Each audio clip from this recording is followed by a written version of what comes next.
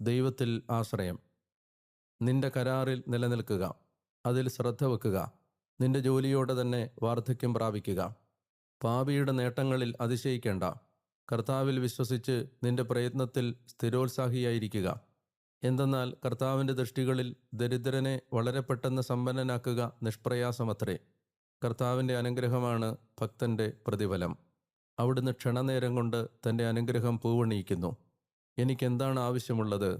ഇനി മുതൽ എന്തൊക്കെയായിരിക്കും എൻ്റെ വസ്തുവകകൾ എന്ന് നീ പറയരുത്. എനിക്ക് വേണ്ടതൊക്കെയുണ്ട്, ഇനി അങ്ങോട്ട് ഞാൻ എന്തിന് ക്ലേശിതനാകണമെന്നും നീ പറയരുത്.